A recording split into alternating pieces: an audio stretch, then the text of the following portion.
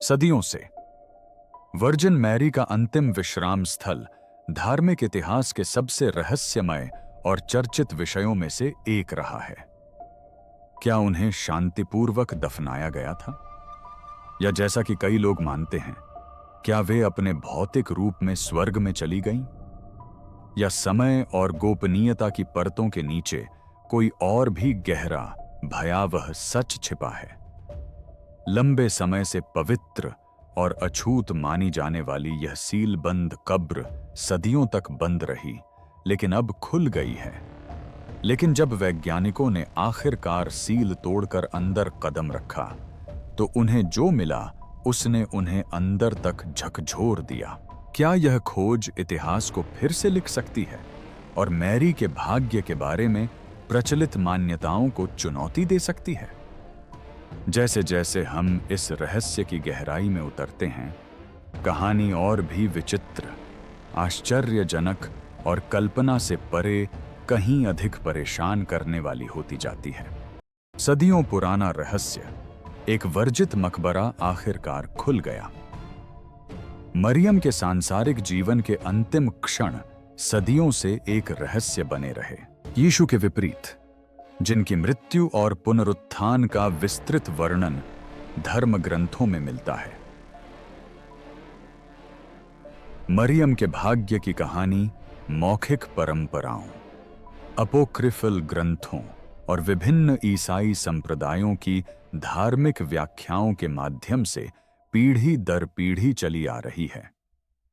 कुछ का मानना है कि उनकी मृत्यु शांतिपूर्वक हुई, उनकी आत्मा स्वर्ग में चली गई, जबकि उनका शरीर पृथ्वी पर ही रहा। वहीं कुछ अन्य का दावा है कि उन्होंने वास्तव में कभी मृत्यु का अनुभव नहीं किया और उन्हें स्वर्ग ले जाया गया, जिसे कैथोलिक धर्म में अजंपशन कहा जाता है।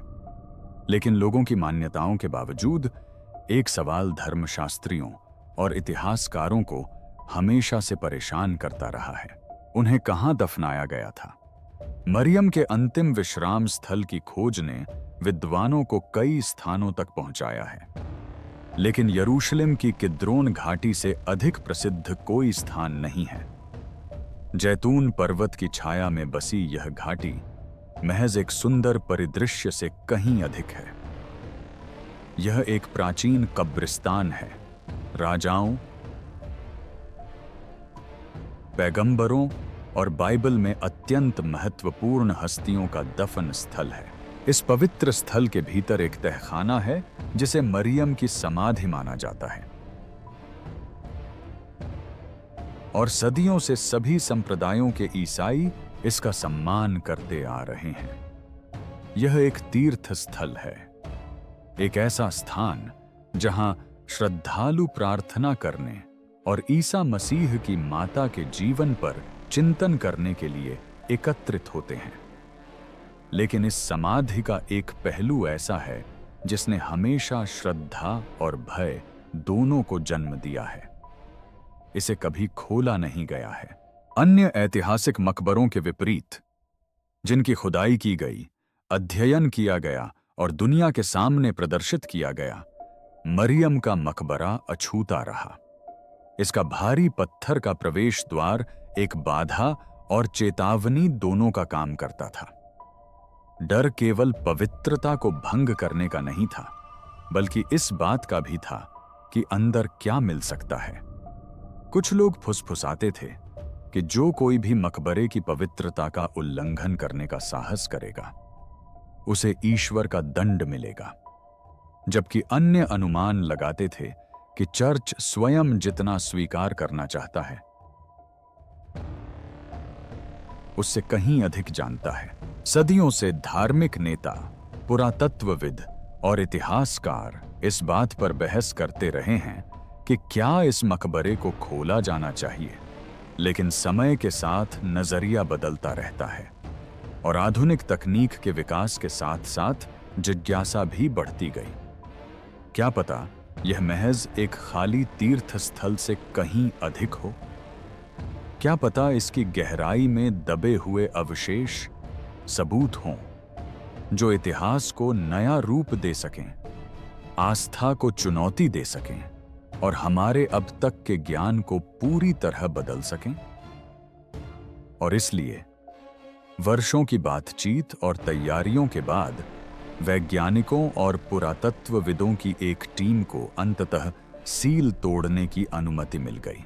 पूरी दुनिया की निगाहें उन पर टिकी थीं और वे कब्र खोलने की तैयारी कर रहे थे।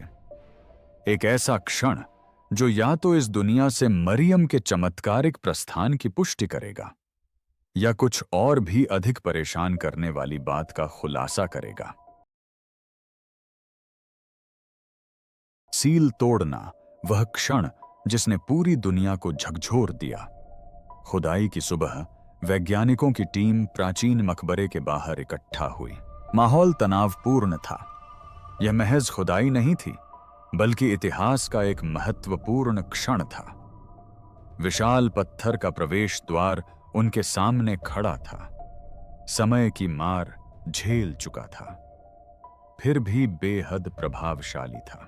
इसकी सतह पर उकेरी गई जटिल नक्काशी में बाइबल के चित्र, पंख फैलाए देवदूत और प्राचीन ग्रीक और अरामी भाषा में धुंधले शिलालेख अंकित थे। किसी को नहीं पता था कि आखिरी बार इन पवित्र पत्थरों को कब मानव हाथों ने छुआ था। सदियां, शायद एक सहस्राब्दी भी बीत चुकी थी। छेनी की पहली चोट के साथ ही घाटी में एक धीमी सी झंझनाहट गूंज उठी। धीरे धीरे, बड़ी मेहनत से टीम ने सील को ढीला करने का काम शुरू किया। इस प्रयास में घंटों लग गए। हर हरकत सावधानी पूर्वक और सोच समझकर की गई। गलती की कोई गुंजाइश नहीं थी। और फिर एक अंतिम निर्णायक धक्के के साथ पत्थर हिल गया। सदियों से शांत पड़ी हवा के अचानक बाहर निकलने से कक्ष में एक गहरी, खोखली सी कराह गूंज उठी और अपने साथ एक लगभग अवर्णनीय सुगंध लिए हुए थी।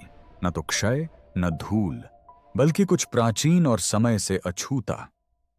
प्रवेश द्वार अब खुला था। ऐसे ऐतिहासिक क्षण का भार इतना गहरा था कि मन स्तब्ध रह गया। प्रमुख पुरातत्वविद ने हिचकिचाते हुए एक कदम आगे बढ़ाया, हाथ में टॉर्च लिए हुए, और खाई में झांका। अंदर का अंधेरा अस्वाभाविक लग रहा था। जितना होना चाहिए था उससे कहीं अधिक घना। उनकी टॉर्च की रोशनी गहराई में उतरने वाली पत्थर की सीढ़ियों को रोशन कर रही थी।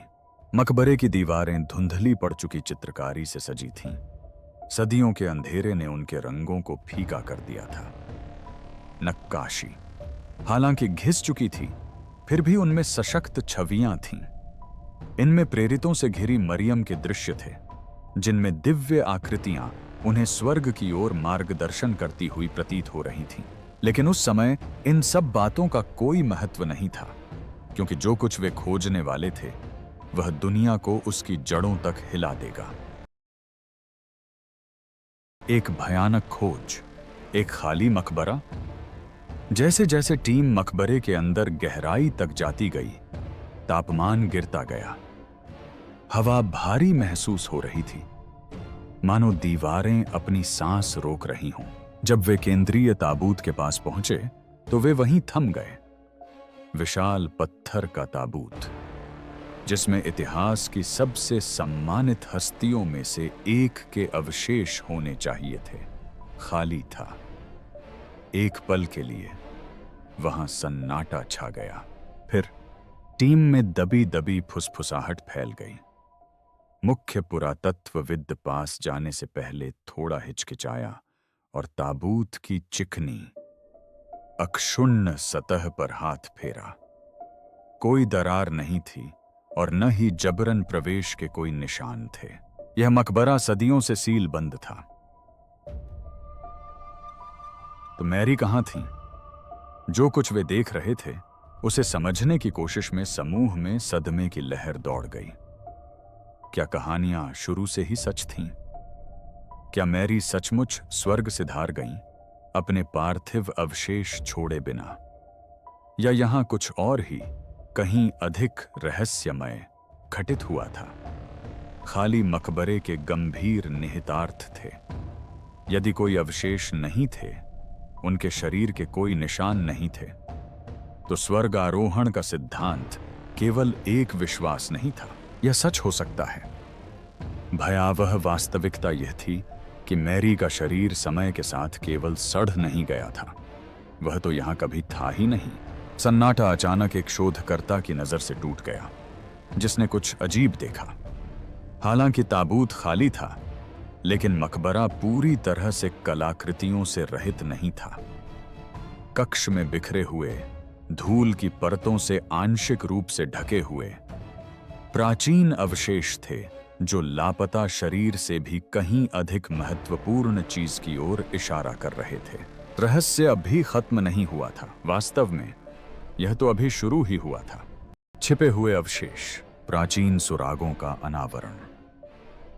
एक खाली ताबूत की खोज ने टीम को स्तब्ध कर दिया, लेकिन इसके बाद जो मिला उसने रहस्य को और भी गहरा कर दिया। उनकी टॉर्च की हल्की रोशनी में वे वस्तुएं दिखाई दीं, जिन्हें जानबूझकर मकबरे के चारों ओर रखा गया था। कलाकृतियां, अवशेष और ऐसी वस्तुएं जिनका ऐतिहासिक और धार्मिक महत्व बहुत अधिक प्रतीत होता था। सबसे पहले उन्हें एक बुना हुआ कफन मिला, जिसका कपड़ा नाजुक होते हुए भी आश्चर्यजनक रूप से सही सलामत था। इस पर सुनहरी कढ़ाई थी, जिसमें ऐसे जटिल पैटर्न बने थे जो किसी साधारण कफन के लिए बहुत ही बारीक लग रहे थे। क्या यह उसी कपड़े का अवशेष हो सकता है जिसने कभी मरियम के शरीर को ढका था? पास ही एक अन्य पुरातत्वविद निशान एक पत्थर की शिला से धूल की परतें हटा रहे थे, जिसकी सतह प्राचीन शिलालेखों से ढकी हुई थी। जैसे जैसे शब्द स्पष्ट होते गए, वहां मौजूद लोगों के रोंगटे खड़े हो गए। उस लेख में प्रकाश के एक क्षण, दिव्य प्राणियों के अवतरण और मरियम के स्वर्ग से परे उठाए जाने का वर्णन था। ये शब्द स्वर्गारोहण के सार को प्रतिध्वनित करते थे। और फिर जब उन्होंने दीवारों का निरीक्षण किया, तो उन्हें कुछ और भी आश्चर्यजनक मिला। धुंधली पड़ चुकी चित्रकारी और नक्काशी की एक श्रृंखला जो मरियम के अंतिम क्षणों को दर्शाती प्रतीत होती थी, लेकिन उनमें कुछ असामान्य बात थी। पारंपरिक ईसाई कला के विपरीत ये चित्र शांतिपूर्ण मृत्यु को नहीं दर्शाते थे। इसके बजाय वे कुछ असाधारण, लगभग अलौकिक, दैवीय हस्तक्षेप का क्षण अदृश्य शक्तियों द्वारा ऊपर की ओर ले जाए जा रहे एक व्यक्ति को प्रदर्शित करते थे। क्या यह मैरी के स्वर्गारोहण का सबसे पहला लिखित विवरण हो सकता है? चीजें धीरे धीरे सुलझ रही थीं, लेकिन पहेली अभी पूरी नहीं हुई थी। दुनिया को इस खोज की पूरी सच्चाई पता चलने वाली थी, और शायद हर कोई जवाबों के लिए तैयार न हो। रहस्यमय शिलालेख, अतीत का एक संदेश। कोई अवशेष न मिलने का सदमा अभी पूरी तरह से उतरा भी नहीं था कि उनका ध्यान एक और उतनी ही रहस्यमयी चीज की ओर आकर्षित हो गया। मकबरे की दीवारों पर खुदे हुए कुछ शिलालेख, प्राचीन और घिसे पिटे ये चिन्ह मानो समय से अछूते थे, मानो इन्हें पढ़े जाने का यही क्षण प्रतीक्षारत था। पुरातत्वविदों में से एक, जो प्राचीन भाषाओं का विशेषज्ञ था, ने घिसे पिटे शिलालेखों पर अपनी उंगलियां फिराईं और ध्यान से प्रतीकों को समझने की कोशिश की। यह लिपि अरामाइक और ग्रीक भाषाओं का मिश्रण थी, जो ईसाई धर्म के आरंभिक दिनों में आमतौर पर बोली जाती थीं। उन्होंने बड़ी मेहनत से शब्दों का अनुवाद किया और पाया कि यह शिलालेख केवल एक समर्पण से कहीं अधिक था, बल्कि यहां घटी घटनाओं का लिखित विवरण था। संसार के प्रकाश को धारण करने वाली वह स्त्री धूल में नहीं मिली, किसी नश्वर हाथों ने उसे नहीं उठाया, किसी कब्र ने उसे अपने शिकंजे में नहीं लिया। स्वर्ग के द्वार खुल गए और वह उस पार चली गई जहां कोई सांसारिक आत्मा नहीं जा सकती। इन शब्दों का महत्व बहुत गहरा था। यदि यह सच था, यदि ये शब्द किसी ऐसे व्यक्ति के थे जिसने मरियम के प्रस्थान को देखा था, तो इसके परिणाम बेहद महत्वपूर्ण थे। कैथोलिक चर्च द्वारा लंबे समय से आस्था के रूप में मानी जाने वाली स्वर्गारोहण की मान्यता को अचानक ऐतिहासिक प्रमाण मिल सकते थे, लेकिन रहस्य उद्घाटन यहीं समाप्त नहीं हुआ। मुख्य शिलालेख के ठीक नीचे नामों की एक सूची थी, जिनमें से एक नाम तुरंत ध्यान आकर्षित करता था, थॉमस। प्रेरित थॉमस और मरियम की खाली कब्र की कथा ईसाई परंपरा में सर्वविदित थी। कहा जाता है कि जब मरियम के शव को पहली बार दफनाया गया था, तब थॉमस एकमात्र शिष्य थे जो वहां उपस्थित नहीं थे। जब वे पहुंचे और उनके अवशेष देखने की इच्छा जताई, तो कब्र खोली गई, लेकिन वह खाली मिली। इस शिलालेख से यह पुष्टि होती प्रतीत हुई कि यह कहानी महज किंवदंती नहीं, बल्कि एक सच्चाई थी। यह महज एक पुरातात्विक खोज नहीं रह गई थी, बल्कि यह हमारे इतिहास के लिए एक सीधा चुनौती थी। लेकिन सवाल यह था कि क्या दुनिया सच सुनने के लिए तैयार थी? वैज्ञानिक परीक्षण शुरू होते हैं। कार्बन डेटिंग, डीएनए और अन्य विधियां। शिलालेखों की खोज के साथ ही कलाकृतियों के सत्यापन की आवश्यकता और भी बढ़ गई। यदि मकबरे के अवशेषों की वैज्ञानिक रूप से प्रामाणिकता सिद्ध हो जाती, तो इसका अर्थ यह होता कि जो कुछ उन्होंने पाया था वह महज एक धार्मिक कथा नहीं, बल्कि एक ऐतिहासिक घटना थी। टीम ने तुरंत आगे के अध्ययन के लिए कलाकृतियों को सुरक्षित कर लिया। बुने हुए कफन, पत्थर के शिलालेख और मकबरे के भीतर बिखरे हुए छोटे छोटे अवशेषों सहित प्रत्येक वस्तु को अत्यंत सावधानी से संभाला गया। वे एक भी गलती करने का जोखिम नहीं उठा सकते थे। पहला कदम रेडियोकार्बन डेटिंग था, जो जैविक पदार्थों की आयु निर्धारित करने की एक प्रक्रिया है। जब कफन के कपड़े का परीक्षण किया गया, तो परिणाम चौंकाने वाले थे। यह कपड़ा ईसा पूर्व 50 से 150 ईस्वी के बीच का था, जो इसे मैरी की कथित मृत्यु के समय के भीतर ही रखता है। फिर सबसे प्रतीक्षित परीक्षण, डीएनए विश्लेषण का समय आया। हालांकि कोई भौतिक अवशेष नहीं मिले थे, लेकिन कपड़े और कलाकृतियों पर जैविक सामग्री के छोटे छोटे अंश, त्वचा के सूक्ष्म टुकड़े, तेल और अन्य कार्बनिक अवशेष पाए गए। उम्मीद यह थी कि नमूनों से पर्याप्त डेटा प्राप्त किया जा सके, जिससे यह निर्धारित किया जा सके कि क्या वे प्रारंभिक मध्य पूर्वी आबादी के जात आनुवंशिक चिन्हों से मेल खाते हैं। यदि वे मेल खाते, तो यह निर्विवाद रूप से सिद्ध हो जाता कि ये कलाकृतियां मरियम के युग और क्षेत्र के किसी व्यक्ति की थीं।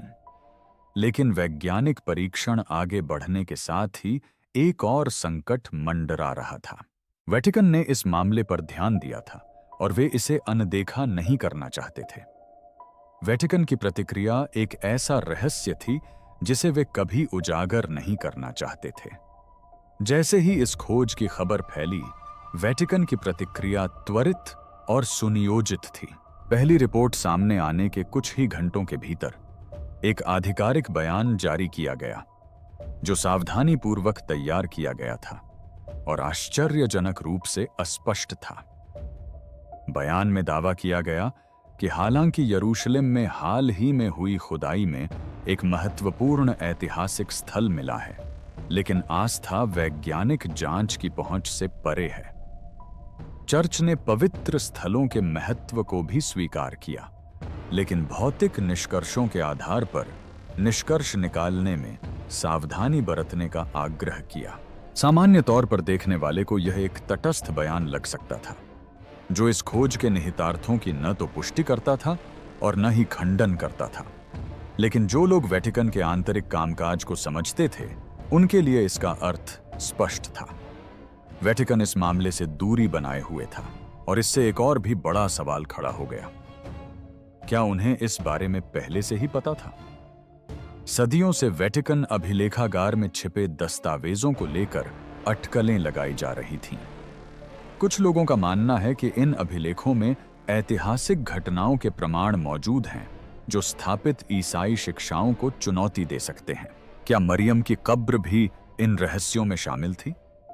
क्या चर्च को पहले से ही इसके खाली होने की जानकारी थी? कई सिद्धांत सामने आने लगे और वे सभी वेटिकन के पक्ष में नहीं थे। कुछ का मानना था कि चर्च ने जानबूझकर सच्चाई को दबाया था, क्योंकि उसे डर था कि मरियम के स्वर्गारोहण के ठोस सबूत धार्मिक संस्थानों से सत्ता छीन सकते हैं। वहीं कुछ अन्य लोगों का अनुमान था कि वेटिकन सच्चाई को छिपा नहीं रहा था, बल्कि उसकी रक्षा कर रहा था, क्योंकि अगर मरियम की कब्र खाली थी, अगर वह सचमुच स्वर्गारोहण कर चुकी थीं, तो इसका और क्या अर्थ था? क्या यह किसी बड़ी घटना का संकेत हो सकता है? क्या यह हमारी आंखों के सामने घटित हो रही कोई भविष्यवाणी थी? चाहे कुछ भी हो, एक बात निश्चित थी, दुनिया की सबसे बड़ी धार्मिक संस्था इस पर नजर रख रही थी और वे इस खोज को अनदेखा नहीं करने वाले थे। तरह तरह के सिद्धांत सामने आने लगे। क्या मैरी सचमुच स्वर्गारोहण कर गईं? विज्ञान द्वारा अवशेषों की प्रामाणिकता की पुष्टि होने और वेटिकन के रहस्यमय ढंग से सतर्क रहने के कारण धार्मिक से लेकर विचित्र तक कई तरह के सिद्धांत सामने आने लगे। अनेक विश्वासियों के लिए यह मैरी के स्वर्गारोहण का अकाट्य प्रमाण था, एक ऐसा सिद्धांत जिसे सदियों से लाखों लोगों ने स्वीकार किया था, लेकिन जिसका कोई भौतिक प्रमाण नहीं था। यदि शिलालेख वास्तव में एक प्रत्यक्षदर्शी का वृत्तांत था, तो इसने उस बात की पुष्टि कर दी जो अनेकों हमेशा से मानते आए थे कि मैरी आम मनुष्यों की तरह नहीं मरी और न ही उनका शरीर पृथ्वी पर रहा। लेकिन संशयवादी इतने आश्वस्त नहीं थे। कुछ का तर्क था कि ईसाई धर्म के शुरुआती सदियों में मैरी के अवशेषों को गुप्त रूप से स्थानांतरित कर दिया गया था, संभवतः उन अनुयायियों द्वारा जो रोमन अपवित्रता से उनके दफन स्थल की रक्षा करना चाहते थे। यदि ऐसा है, तो क्या उनकी असली कब्र कहीं और हो सकती है, जो अभी भी इतिहास की परतों के नीचे छिपी हुई है? फिर कुछ ऐसे भी थे जिन्होंने इस रहस्य को एक बिल्कुल नए स्तर पर पहुंचा दिया। क्या होगा यदि मरियम का स्वर्गारोहण महज एक धार्मिक घटना न होकर कुछ और भी रहस्यमय हो? कुछ कट्टरपंथी सिद्धांतकारों का मानना है कि मरियम का स्वर्गारोहण कोई अलौकिक घटना नहीं, बल्कि मानव समझ से परे कोई घटना हो सकती है। क्या उनका गायब होना ईश्वरीय हस्तक्षेप था, एक ऐसी घटना जो मानव समझ से परे थी? और सबसे परेशान करने वाला सवाल यह है कि क्या यह खोज इसी समय होनी तय थी? इतिहास में मरियम के दर्शन अक्सर चेतावनियों और रहस्यों से जुड़े रहे हैं। फातिमा से लेकर लूर्डेस तक विश्वासियों का दावा है कि मरियम इतिहास के महत्वपूर्ण क्षणों में ही प्रकट होती हैं। क्या इस मकबरे की खोज किसी बड़ी साजिश का हिस्सा हो सकती है? कोई संदेश, कोई भविष्यवाणी या आने वाले समय का कोई संकेत? तरह तरह के सिद्धांत थे और सच्चाई अनसुलझी ही रही। लेकिन एक बात निश्चित थी, यह खोज अब सिर्फ अतीत के बारे में नहीं थी, बल्कि भविष्य के बारे में थी, और दुनिया आने वाले समय के लिए तैयार नहीं थी।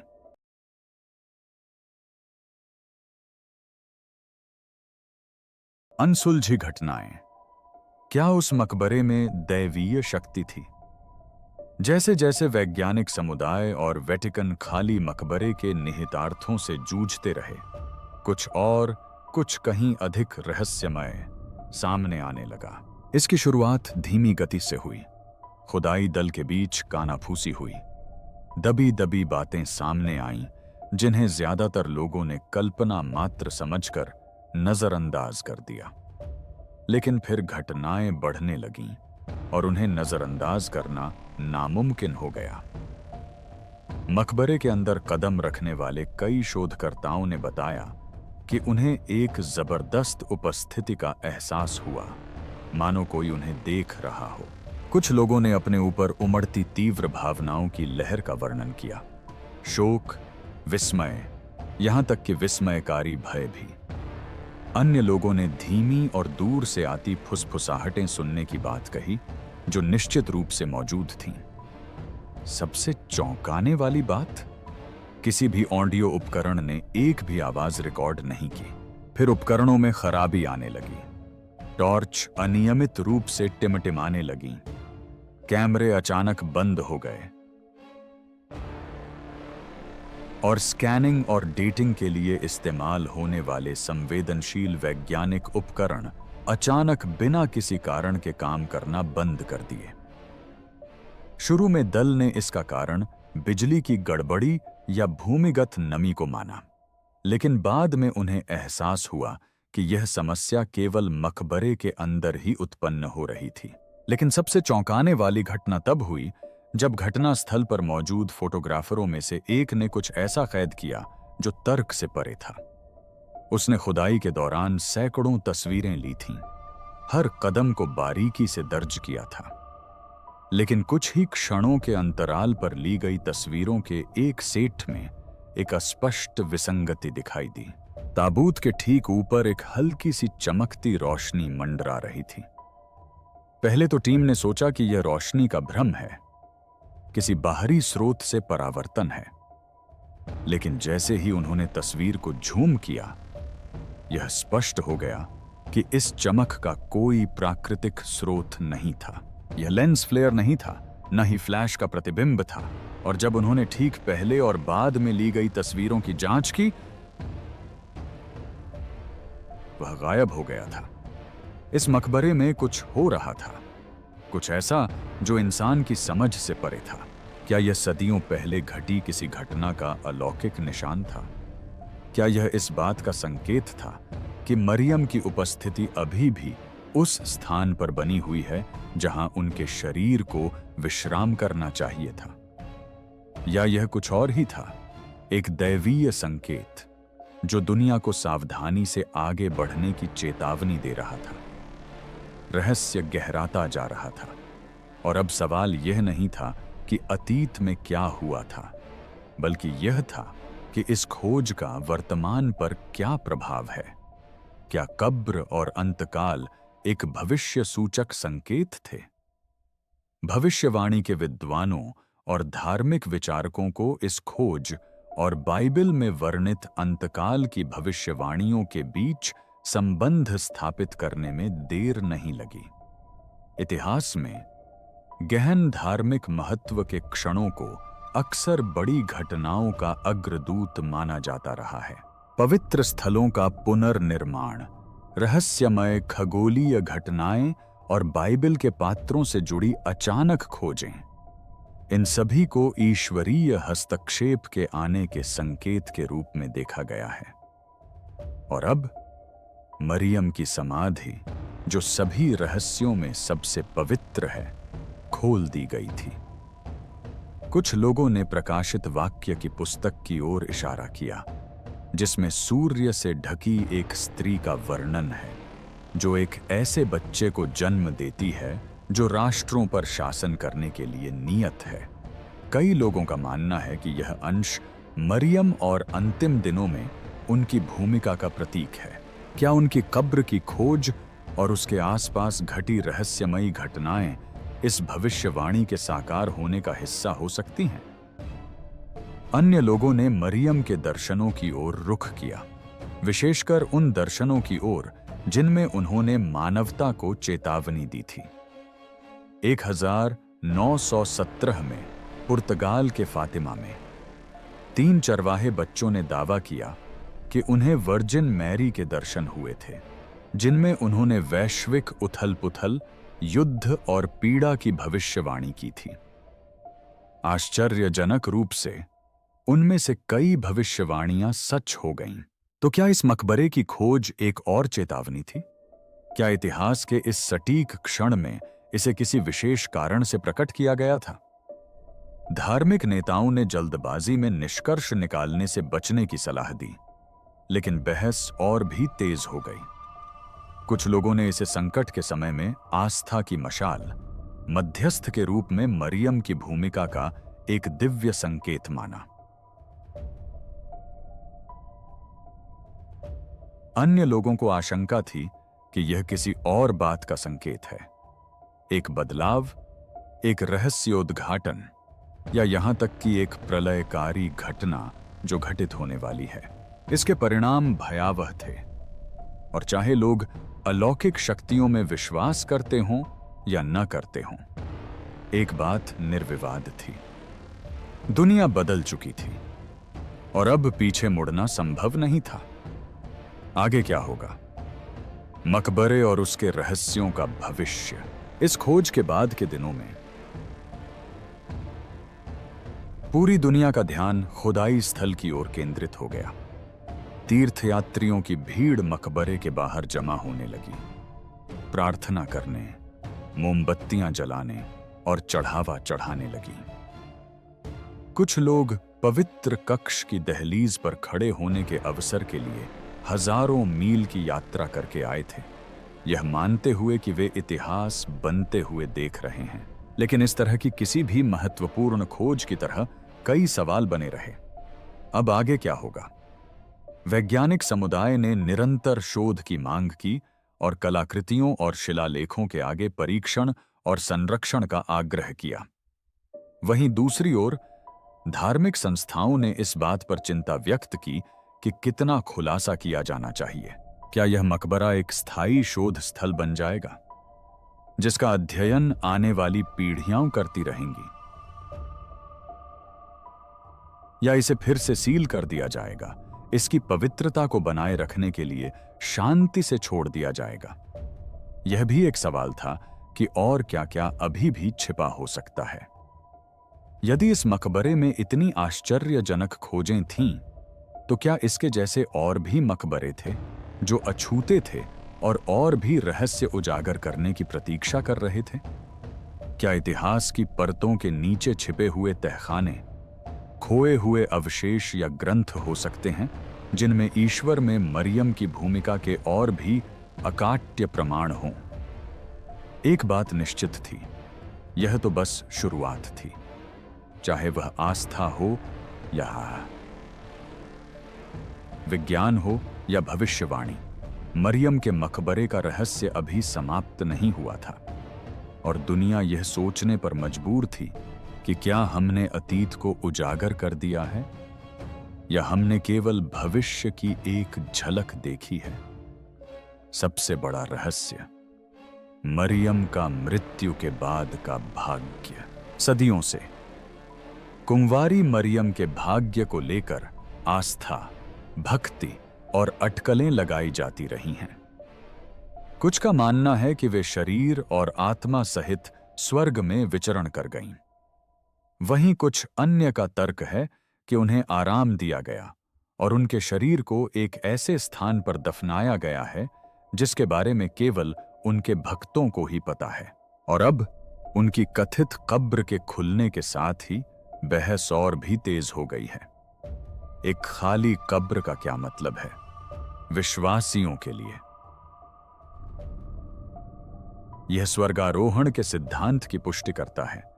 यह साबित करता है कि मरियम का भौतिक संसार में रहने का कोई इरादा नहीं था।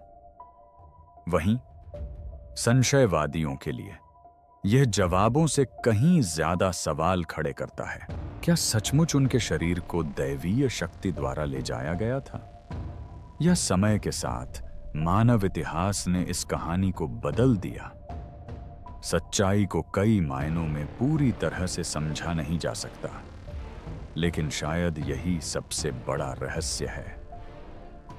मरियम मानव इतिहास में सबसे पूजनीय, प्रिय और रहस्यमयी हस्तियों में से एक रही हैं। धर्म की परवाह किए बिना वह पवित्रता, आस्था और कृपा का प्रतीक हैं। वह न केवल ईसा मसीह की बल्कि दुनिया भर में लाखों अनुयायियों की मां थीं। और अब उनकी कहानी ने एक और चौंकाने वाला मोड़ ले लिया है।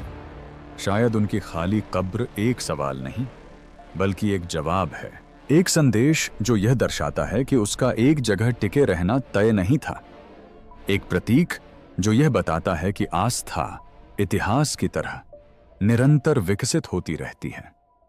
और शायद, बस शायद, दुनिया को कभी भी सब कुछ जानना संभव नहीं था। शायद कुछ रहस्य शाश्वत बने रहने के लिए ही बने होते हैं। आपके विचार से खाली मकबरे के पीछे क्या अर्थ छिपा है? नीचे कमेंट में हमें अपने विचार बताएं। देखने के लिए धन्यवाद। अगली बार तक